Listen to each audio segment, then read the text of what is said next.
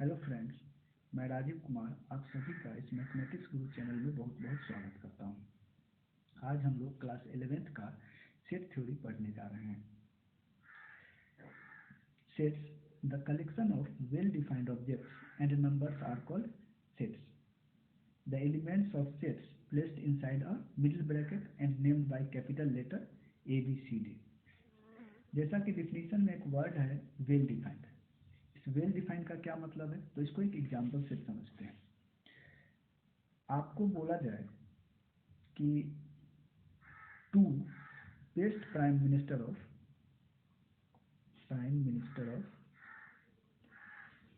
India का एक set बनाइए। चलिए, मैं मान के चलूंगा कि नरेंद्र मोदी जी, अटल बिहारी जी, बट आप ही में से कोई और होंगे जो कहेंगे नहीं, मेरे हिसाब से पंडित जवाहरलाल नेहरू,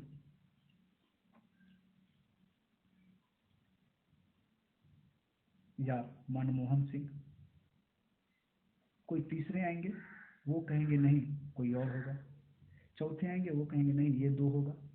तो इस तरह से यहाँ पे हम देख रहे हैं कि इस प्राइम मिनिस्टर वाले सेट में ये वेल डिफाइंड नहीं है। मेरे लिए कुछ और आ रहा है, आपके लिए कुछ और आ रहा है, और तीसरे के लिए कुछ और आएगा, तो ये सेट फॉर्म नहीं करेगा।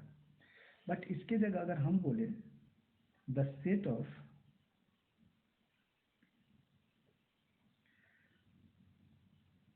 Present chief minister of all the states of India, तो ये सेट फॉर्म करेगा। क्यों? तो हर एक स्टेट का अपना एक चीफ मिनिस्टर है, वो फिक्स्ड है, तो ये सेट को फॉर्म करेगा, बट ये सेट को फॉर्म नहीं करेगा। चलिए अब आगे देखते हैं। सेट को हम लोग दो तरह से डिस्क्राइब कर सकते हैं। एक है रोस्टर फॉर्म, इसका दो और नाम है, लिस्टिंग मेथड और टेबुलर फॉर्म। तो पहले इसके बारे में देख लेते हैं कि इस मेथड में हम किसी एलिमेंट को, किसी सेट के सारे एलिमेंट को कॉमा के साथ सेपरेट करके एक ब्रैकेट के अंदर लिख देते हैं। जैसा कि आपको दिख रहा है कि सेट ए नेचुरल नंबर का सेट है, सेट बी इवन नंबर का सेट है, set C days of the week है, और set D month of the year है, सेट ई वॉवेल नंबर का सेट है। सेकेंड जो टाइप है सेट को डिस्क्राइब करने का, वो है सेट बिल्डर या रूल मेथड फॉर्म। इस मेथड में हम क्या करते हैं, तो जो सेट लिखना होता है, उस सेट के एलिमेंट्स को ना लिख करके सेट के प्रॉपर्टी को लिखते हैं। एग्जाम्पल के लिए ये जो सेट है, इसमें हम लिख रहे हैं कि x जो है वो एलिमेंट्स को डिनोट कर रहा है सेट के, और x है क्या, तो नेचुरल नंबर। b में देख रहे हैं x है क्या, तो even number, and so standard notation. n set of natural number को डिनोट कर रहा है, w होल नंबर्स को, z प्लस और z minus positive integer and positive Nicator, q हो गया rational number, q plus and q minus ये हो गया सेट ऑफ पॉजिटिव या negative integers. r set of real number, r plus and r minus set of positive and negative real number. c हो गया set of complex number. चलिए अब हम लोग देखते हैं types of set. Different types के सेट होते हैं, तो उसमें फर्स्ट जो हम लोग पढ़ने वाले हैं वो है फाइनाइट सेट। फाइनाइट सेट हो गया कि the set of containing finite number of elements called finite set. Example के लिए हो गया ए सेट ए, जिसमें हम लोग देख रहे हैं Sunday Monday up to Saturday. तो इसमें नंबर ऑफ एलिमेंट जो है वो फिक्स है, यानी 7 है। तो देयरफॉर ये जो सेट हो गया वो हो गया फाइनाइट सेट। सिमिलरली इनफाइनाइट जो सेट होगा, इसमें जो एलिमेंट्स का नंबर होगा या नंबर ऑफ एलिमेंट होगा वो फिक्स नहीं होगा। जैसे हम बोलेंगे सेट ऑफ नेचुरल नंबर, यहाँ natural number of natural number infinite है, set of whole number, number of whole number infinite है, सेट ऑफ इंटीजर इनफाइनाइट है, एंड सो। थर्ड जो टाइप है वो है सिंगलटन सेट। सिंगलटन, जैसा कि नाम से ही दिख रहा है, the set containing only one number of elements is called singleton set. Example के लिए x is president of India, तो इंडिया में एक टाइम में एक ही प्रेसिडेंट होंगे। तो इस तरह से ये जो सेट हो गया सिंगलटन सेट का एग्जाम्पल हो गया। या सेट बी में देख रहे हैं एक्स सच दैट कि x plus 3 is equal to 4, x का एक ही वैल्यू है जो 3 में ऐड करने पर क्या होगा, 4 के बराबर आएगा। तो इस तरह से बी जो हो गया वो हो गया singleton set. Now pair set, pair the set containing two element are called pair set. Example के लिए A such that x square is equal to 4। हम जानते हैं कि अगर x के जगह पे 2 रखेंगे तो उसका स्क्वायर करने पे 4 आएगा, और x के जगह -2 रखेंगे फिर भी 4 आएगा। तो इस तरह से इस सेट के 2 एलिमेंट्स हो गए, और ये सेट का जो एग्जाम्पल हो गया वो है पेयर ऑफ सेट का एग्जाम्पल। इसके बाद देखते हैं disjoint set. A and B are two non-empty sets such that no common element between them called disjoint set। मतलब दो ऐसे सेट जिसके बीच में कोई भी कॉमन एलिमेंट नहीं होगा, तो इस तरह के सेट को हम बोलेंगे डिसजॉइंट सेट। जैसे सेट ए है 1 2 3, बी है 4 5 6, इस दोनों में कोई भी कॉमन एलिमेंट नहीं है।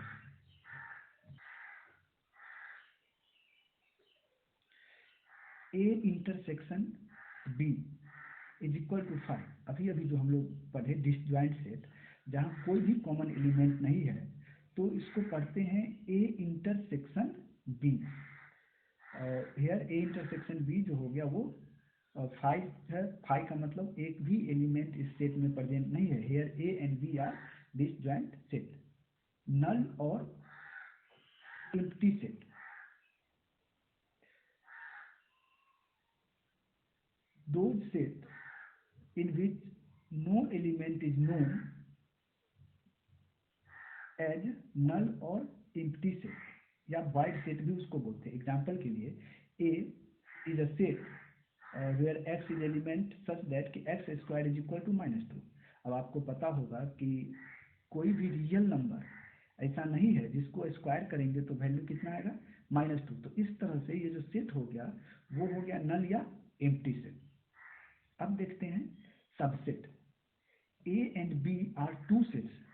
पहली बात, ए और बी दो सेट होंगे such that all element of A also lies in B, but there is not necessary that all element of B also lies in A. Subset में है कि दो सेट होंगे, इस तरह से होंगे कि all element of A also lies in B, यानी सेट ए के सारे एलिमेंट इस बी में लाई करने चाहिए,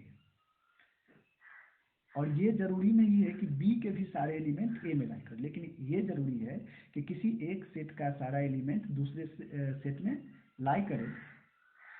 then first set is the subset of second set, और इसको हम पढ़ेंगे A is subset of B. Read as A subset of B. Example के लिए ए में देख रहे हैं कि 1 2 3 तीन एलिमेंट है, बी में देख रहे हैं 1 2 3 4 5 6, तो ए के जो सारे एलिमेंट है वो बी में प्रेजेंट है। तो इस तरह से ए जो हो गया सबसेट हो गया किसका, बी का।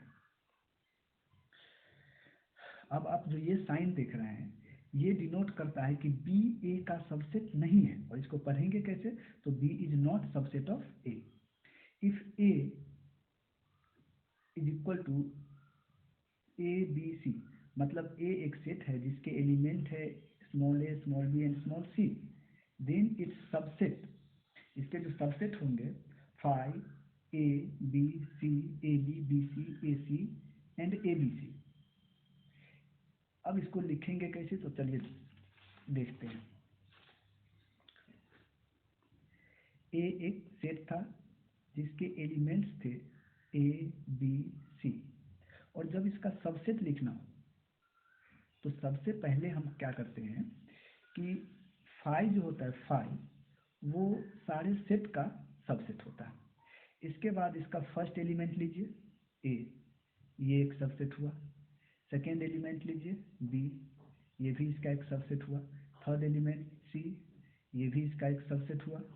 इसके बाद इस दोनों को एक साथ लीजिए ए बी, ये भी इसका एक सबसेट हुआ। इसके बाद इस दोनों को एक साथ लीजिए, BC, ये भी एक सबसेट हुआ। इसके बाद इस दोनों को एक साथ लीजिए, AC, ये भी एक सबसेट हुआ। और इसके बाद इस तीनों को एक साथ लीजिए, A, B एंड C, ये भी इसका एक सबसेट हुआ। तो इस तरह से टोटल नंबर ऑफ सबसेट कितना हो गया? 1 2 3 4 5 6 7 एंड 8। अब देखते हैं proper subset. A and B are two sets such that all element of A lies in B, but at least one element of B not lies in A. दो set है A and B, और अगर A के सारे element B में लाई करते हैं but B के कम से कम एक एलिमेंट है जो A में लाई नहीं करते हैं, तब A जो है वो B का प्रॉपर सबसेट कहलाएगा। एग्जाम्पल के लिए आप देखिए, A का जो एलिमेंट्स है वो है 1 2 एंड 3, B के जो एलिमेंट है वो है 1 2 3 4 5 6। A के जो है सभी एलिमेंट B में लाई करते हैं, बट B के बोला गया है कि एटलीस्ट वन, मतलब कम से कम एक एलिमेंट भी ऐसा हो जो बी में लाई नहीं करे। तो यहाँ तो हम लोग देख रहे हैं 4 5 6 तीन एलिमेंट है जो बी के, वो ए में लाई नहीं कर रहे हैं। तो इस तरह से ए जो हो जाएगा बी का प्रॉपर सबसेट कहलाएगा। और इसको लिखेंगे कैसे? A proper subset B. अब देख रहे हैं super set. If A is subset of B then B is super set of A. कहीं पर भी अगर एक सेट दूसरे का सबसेट है तो दूसरा जो सेट होगा वो पहले वाले का प्रॉपर सबसेट हो जाएगा। और प्रॉपर सबसेट को इस तरह से लिखा जाता है, read as B is super set of A.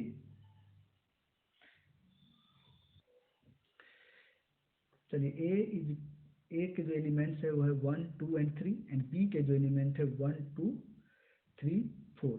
Then B जो हो गया वो सुपर सेट हो गया किसका? ए का। अब कुछ रिमार्क्स देख लीजिए। A set is subset of itself. कोई भी जो सेट होगा वो अपने आप का क्या होगा? हमेशा सबसेट होगा।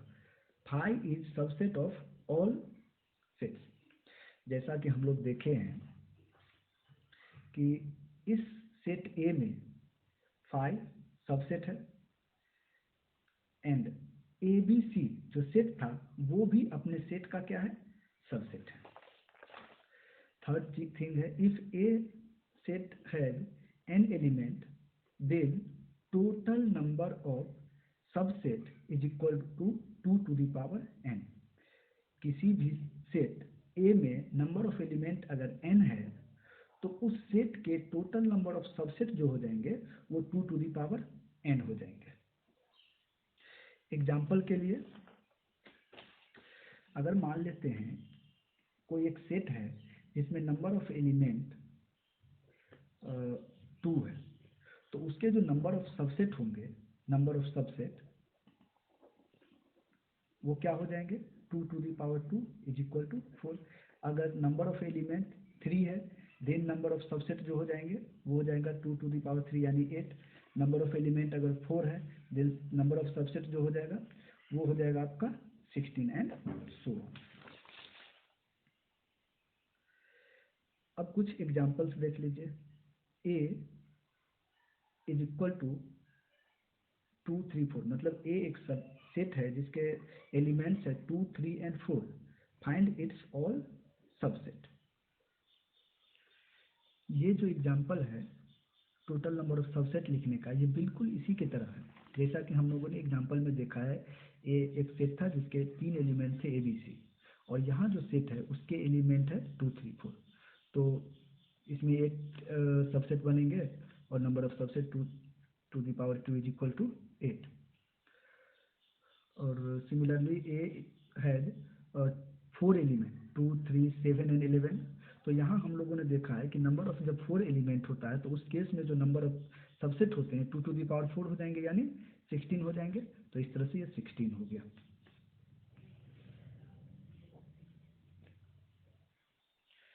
चलिए पावर सेट के बारे में देख लेते हैं। The collection of subset of a given set is called power set. मतलब अगर किसी भी सेट के सारे सबसेट को आप अगर कलेक्ट कर लेते हैं तो वो जो कलेक्शन होगा वो पावर सेट कहलाएगा। जैसा कि इस एग्जाम्पल में दिखाया गया है कि ए एक सेट है जिसके एलिमेंट है 2, 3 एंड 4। तो find P A, P A का मतलब हो गया पावर सेट। तो सबसे पहला काम क्या करना होगा आपको, इस सेट ए के सारे सबसेट लिखने होंगे। तो अभी अभी आप लोगों ने सीखा है कि 5 तो सारे सेट का सबसेट होता है। इसके बाद जो एलिमेंट है 2, 3, 4, एक बार 2, 3 एक साथ आएगा, फिर 3, 4 एक साथ आएगा, फिर 2, 4 एक साथ आएगा, एंड एक बार ये तीनों के तीनों एक साथ आएंगे। तो इस तरह से ये सारे सबसेट हो गए। अब इस सारे सबसेट का जो ये कलेक्शन हो गया, ये क्या हो जाता है, पावर सेट। फिर से यहाँ रिमार्क है, if number of element in a set is equal to n, अगर किसी सेट में नंबर ऑफ एलिमेंट n है, then number of element in power set, अगर किसी सेट में नंबर ऑफ एलिमेंट n है, then number of element in power set is equal to 2 to the power n। और ये होगा कैसे, तो देखिए अभी इस सेट में नंबर ऑफ एलिमेंट कितने थे, 3 थे। तो सबसे पहले नंबर ऑफ सबसेट इसके कितने हो गए, 2 टू द पावर 3 यानी 8, जो कि यहाँ हम लोग को दिख रहा है। तो ये जो 8 एलिमेंट हुआ, यही ना नंबर ऑफ एलिमेंट है पावर सेट के। तो जितना नंबर ऑफ सबसेट होगा किसी सेट का, उतना ही एलिमेंट पावर सेट में भी होगा। अब देख रहे हैं यूनिवर्सल सेट। यूनिवर्सल सेट को यू से डिनोट किया जाता है। A set which is superset of all given sets called universal set। कोई ऐसा सेट जो सारे गिवन सेट्स का क्या होगा, यूनिवर्सल सेट होगा, उसको हम लोग यूनिवर्सल सेट बोलेंगे। It is denoted bye you.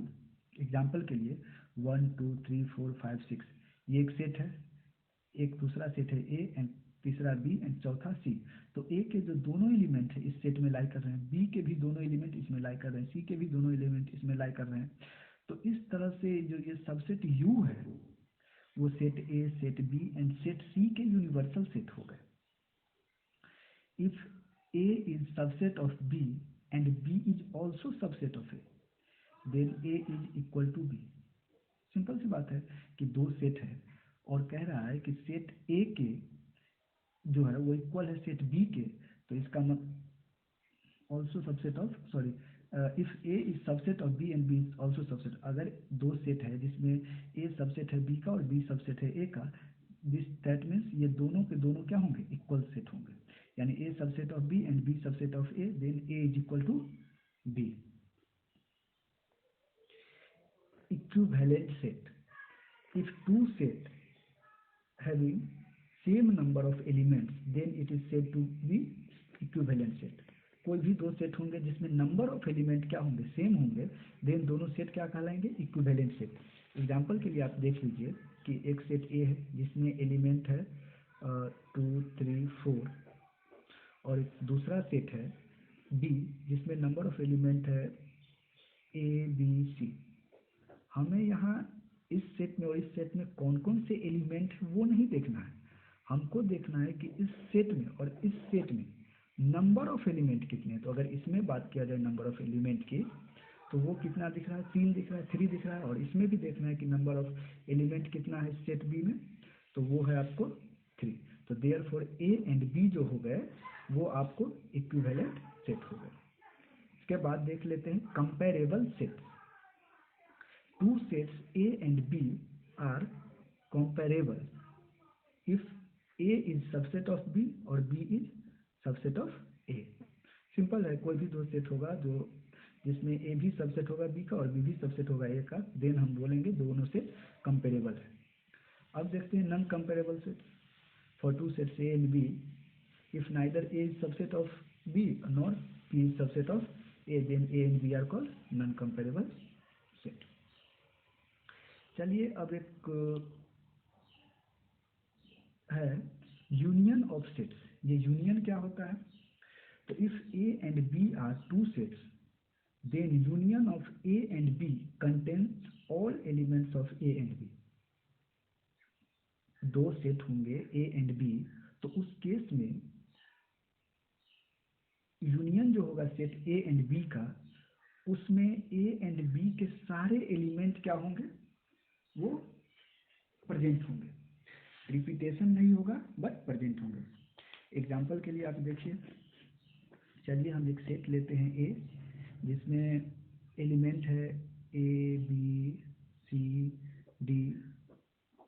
एक सेट लेते हैं बी, जिसमें नंबर ऑफ एलिमेंट्स हैं और बी सी एफ जी। अब अगर हम ए यूनियन बी की बात करेंगे तो इसमें देखिए ए है, यहाँ तो ए नहीं है फिर भी आएगा ए, यहाँ बी है और यहाँ बी है, तो इसमें से सिर्फ और सिर्फ एक ही बी लेंगे। यहाँ सी है, यहाँ भी सी है, तो एक सी आएगा। यहाँ डी है, यहाँ नहीं है, फिर भी इसमें डी आएगा। यहाँ एफ है, ये एफ आएगा, और यहाँ जी है, ये जी आएगा। तो ये हो गया सेट ए एंड बी का यूनियन। एग्जाम्पल यहाँ पे उसी तरह से है, ए में है 1 2 3 4 एंड बी में है 2 4 6 8। तो ए यूनियन बी क्या हो जाएगा, 1 2 3 4 6 8। 1 2 3 4 तो आएगा ही, और इसके बाद एक्स्ट्रा जो है 6 एंड 8 वो भी इसमें जुड़ जाएगा। X belongs to A union B, ये जो आपको साइन दिख रहा है, this sign, this is read as belongs to, इसको पढ़ते हैं बिलोंग्स टू। तो यहाँ पे लिखा हुआ है x belongs to A union B, मतलब ये अगर कोई एलिमेंट ए यूनियन बी से बिलोंग कर रहा है, इसका मतलब ये हुआ या तो वो सेट ए में प्रेजेंट होगा या वो सेट बी में प्रेजेंट होगा। X does not belongs to A union B, अगर एक्स ए यूनियन बी से बिलोंग नहीं कर रहा है, इसका मतलब ये हुआ कि वो ना तो सेट ए में बिलोंग करेगा और ना ही सेट बी में बिलोंग करेगा।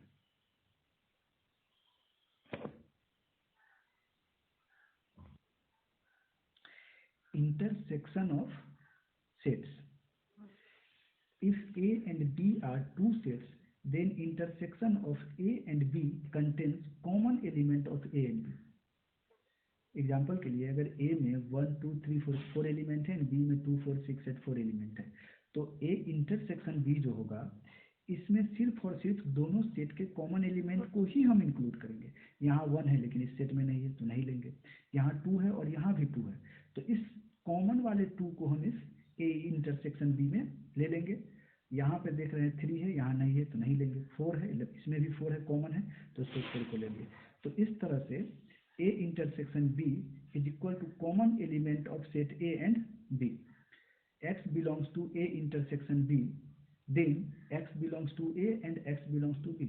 यहाँ हमने देखा कि अगर 2 ए इंटरसेक्शन बी से बिलोंग कर रहा है, इसका मतलब ये 2 ए में भी बिलोंग कर रहा है और 2 बी में भी बिलोंग कर रहा है।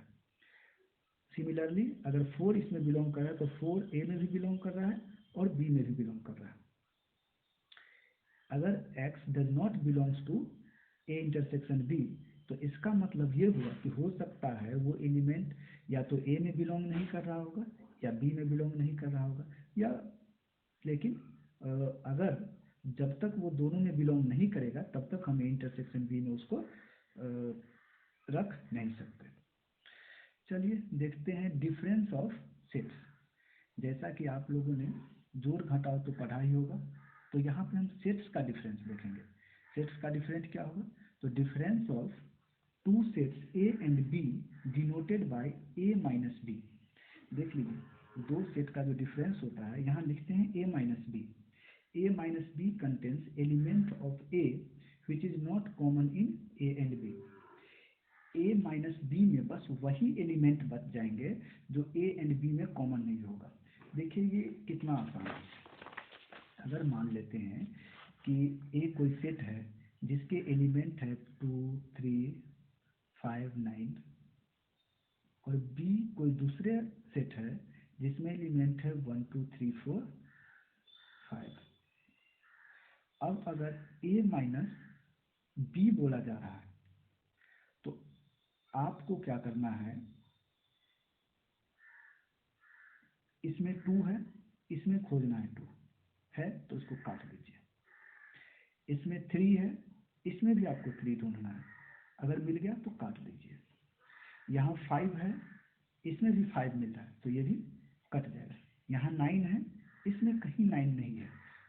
आपका जो आंसर जो सेट में दोनों में कॉमन काटने के बाद जो सेट ए में जो एलिमेंट बच जाता है वही आपका आंसर हो गया। एग्जाम्पल के लिए a is equal to 1 2 3 4 and b is equal to 2 4 6 8, then a minus b is equal to 1 3। कैसे हुआ? तो यहाँ 2 और यहाँ 2 ये कट जाएगा, इसमें का 4 एंड 4 कट जाएगा, बट 3 और 1 बच जाएगा और इस तरह से a minus B is equal to 1 and 3। b minus a में हो जाएगा 6 8। तो आपको यहाँ एक चीज देखने को मिला कि सेट थ्योरी में a minus B does not equal to b minus a।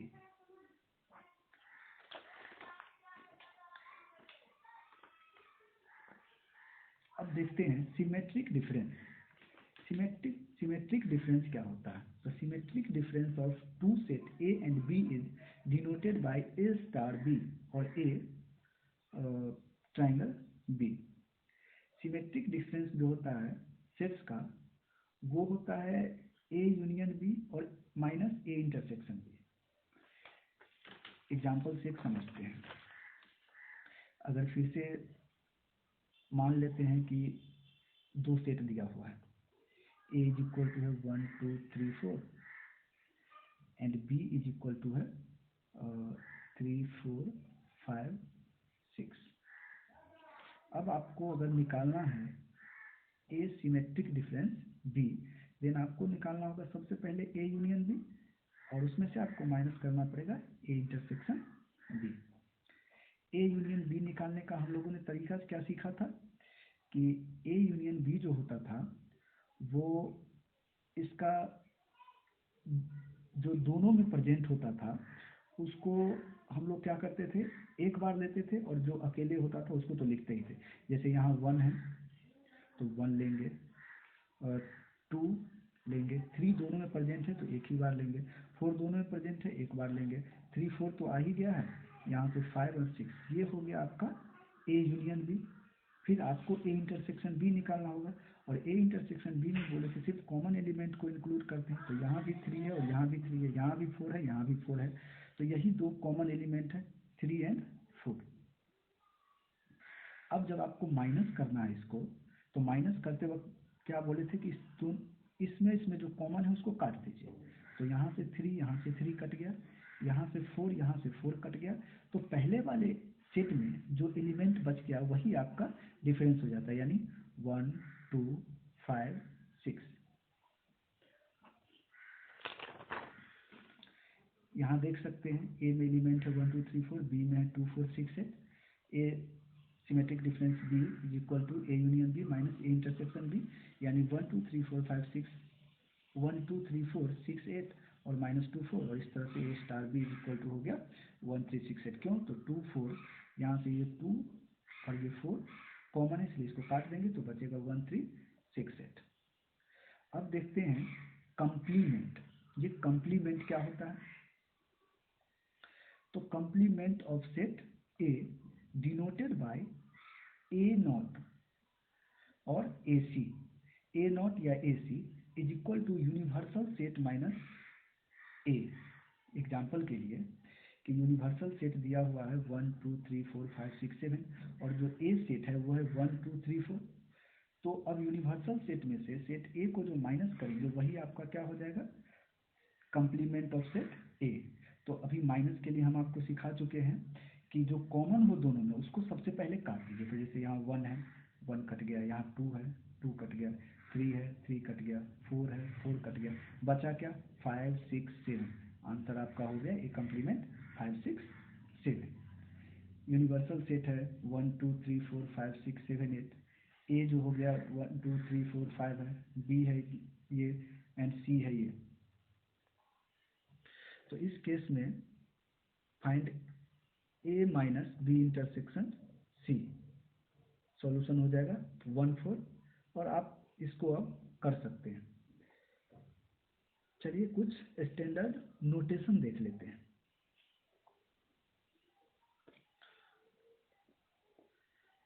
x belongs to A union B, हम लोग पीछे पढ़ चुके हैं कि अगर x ए यूनियन बी से बिलोंग कर रहा है इसका मतलब है x ए से भी बिलोंग कर रहा है और x बी से भी बिलोंग कर रहा है।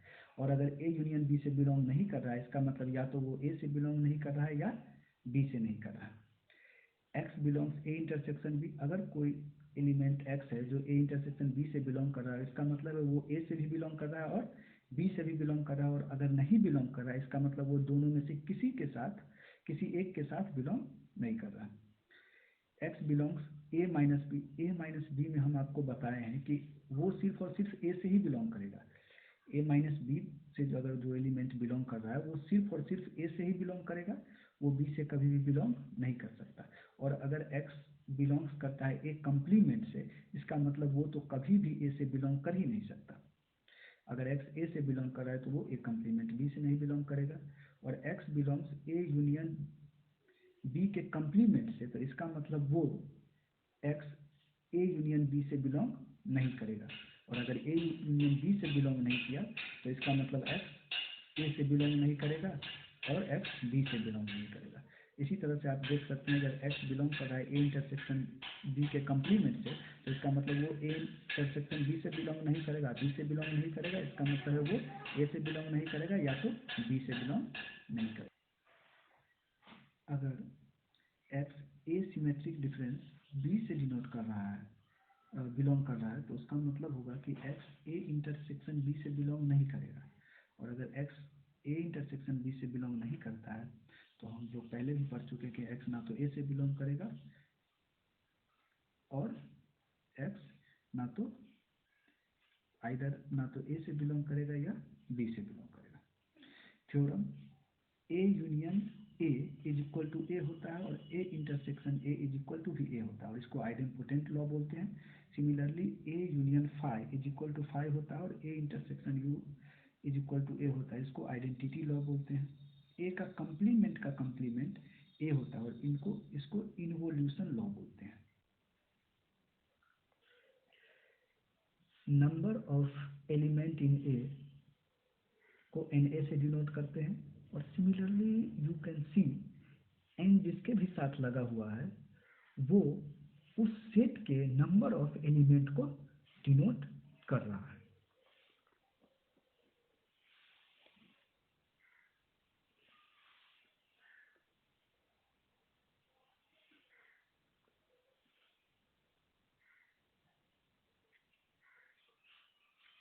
अब देखिए कि एन ए यूनियन बी बराबर क्या होगा, तो N A plus N B minus N A intersection B. इसी तरह से ए यूनियन बी बराबर होगा number of element in A plus number of element in B if A and B are disjoint set. और disjoint set हम लोगों ने पहले ही पढ़ा था। ए माइनस बी क्या होगा, तो ए इंटरसेक्शन बी का कंप्लीमेंट, ये दोनों बराबर होता है। और ये किसके बराबर होगा, तो N A minus N A intersection B. और जैसा कि आप लोग ये देख रहे हैं।